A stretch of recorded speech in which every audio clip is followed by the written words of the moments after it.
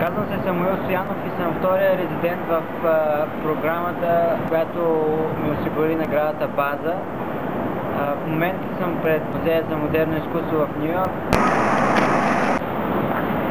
Тук има 4 големи изложби, едната от които ще се открие тази седмица. Тя ще бъде на Марина Абрамович. В момента има голяма изложба на Ороско и на Уилям Кентридж.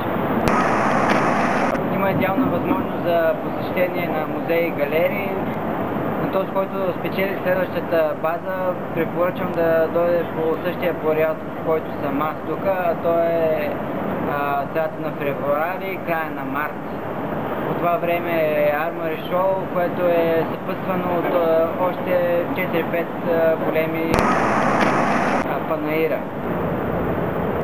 Организаторите, които поемат резидентите тук, са много отзивчиви. Те правят допълнителна програма, която обогатява още повече престоя тук.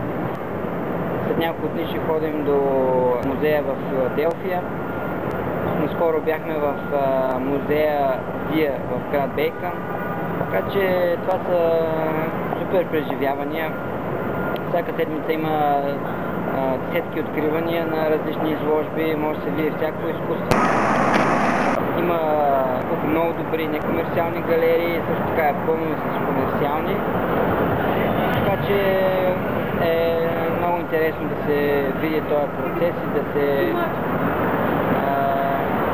прецени.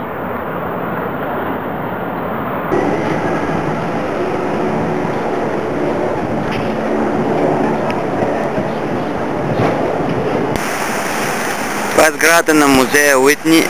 Хубаво място с 6 етажа изложби.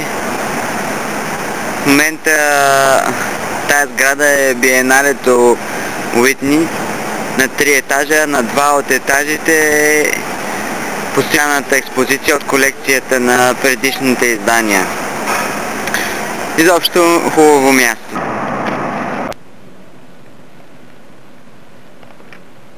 А това е ателието в ICP.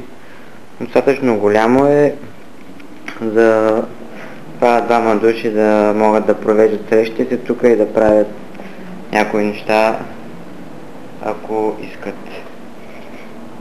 В принцип на всички резиденти се предоставя възможност да направят така наречения салон тук, и в който могат да покажат какво са правили по време на резиденцията или да направят презентация с старите си работи.